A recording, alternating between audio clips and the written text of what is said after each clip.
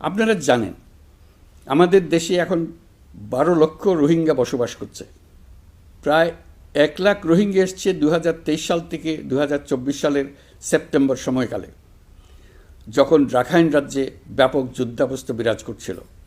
সেখানে চলমান সংঘাত ও মানবিক পরিস্থিতির কারণে এখনও অনেকে আসতে চেষ্টা করছেন। রোহিঙ্গাদের বাংলাদেশে আসা বন্ধ করতে এবং যারা ইতিমধ্যে বাংলাদেশে অবস্থান করছেন তাদের প্রত্যাবাসনের জন্য আমরা উদ্যোগ নিয়েছি। আমরা যখন দায়িত্ব গ্রহণ করেছিলাম তখন রোহিঙ্গা ইস্যুটিকে প্রায় মৃত অবস্থায় পেয়েছিলাম। আন্তর্জাতিক এজেন্ডা থেকে ইস্যুটি ঝরে পড়েছিল। সেই অবস্থা থেকে আমরা ইস্যুটিকে বিশ্ববাসীর দৃষ্টির সম্মুখভাবে নিয়ে আসতে পেরেছি। আমি গত বছর সেপ্টেম্বর মাসে জাতিসংঘ সাধারণ পরিষদে রোহিঙ্গা বিষয়ক একটি আন্তর্জাতিক সম্মেলন অনুষ্ঠানের আহ্বান জানিয়েছিলাম। আপনারা জেনে খুশি হবেন, জাতিসংঘের সকল সদস্য রাষ্ট্র এই বিষয়ে একমত হয়েছেন এবং তারা একটি উচ্চ পর্যায়ের আন্তর্জাতিক সম্মেলন আয়োজনের সিদ্ধান্ত নিয়েছে। এই বছর সেপ্টেম্বর মাসে যুক্তরাষ্ট্রের নিউ ইয়র্কে এই সম্মেলনটি অনুষ্ঠিত হবে। একই সাথে রোহিঙ্গাদের প্রত্যাবাসনের জন্য আমরা আন্তর্জাতিক জনমত গঠন করতে পেরেছি। গত মার্চ মাসে বাংলাদেশ সফরে এসে জাতিসংঘের মহাসচিব অ্যান্তোনিও গুতেরেস পরিষ্কারভাবে ঘোষণা করেছেন যে মিয়ানমারের প্রত্যাবাসনই রোহিঙ্গা সমস্যার একমাত্র সমাধান। প্রত্যাবাসনের বিষয়ে আরেকটি বড় অগ্রগতি হচ্ছে মিয়ানমার সরকার কর্তৃক প্রত্যাবাসনযোগ্য রোহিঙ্গাদের সর্বপ্রথম তালিকা ঘোষণা।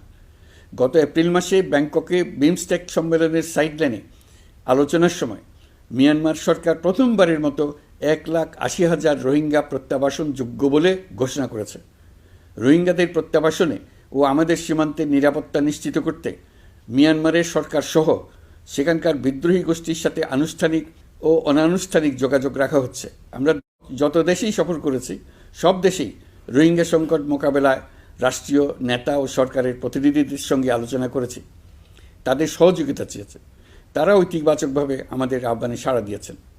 জাতিসংঘের মহাসচিব গত মার্চ মাসে ঢাকা সফরকালে রাখাইন রাজ্যে মানবিক বিপর্যয়ের মোকাবেলার জন্য একটি ত্রাণ চ্যানেলের প্রস্তাব করেছিলেন। তিনি বলেছিলেন এই প্রস্তাবটি রোহিঙ্গাদের প্রত্যাবাসনে সহায়ক হবে। বিষয়টি প্রস্তাব পর্যায়ে রয়ে গেছে। আমরা লক্ষ্য করেছি রাখাইনের জন্য বাংলাদেশ করিডোর দিয়ে দিয়েছে বলে একটা অপপ্রচার চালানো হচ্ছে। আমি সুস্পষ্টভাবে বলছি, এটা সর্বৈব মিথ্যা। এটা চিলে কান নিয়ে যাওয়ার গল্প। যারা অসত্য কল্পকাহিনী বানিয়ে বাংলাদেশের মানুষকে ক্রমাগত বিভ্রান্ত করে অশান্তি সৃষ্টিতে নিয়োজিত, এটা তাদেরই শিল্পকর্ম। আপনারা এ বিষয়ে হুঁশিয়ার থাকবেন, কোনোভাবেই বিভ্রান্ত হবেন না।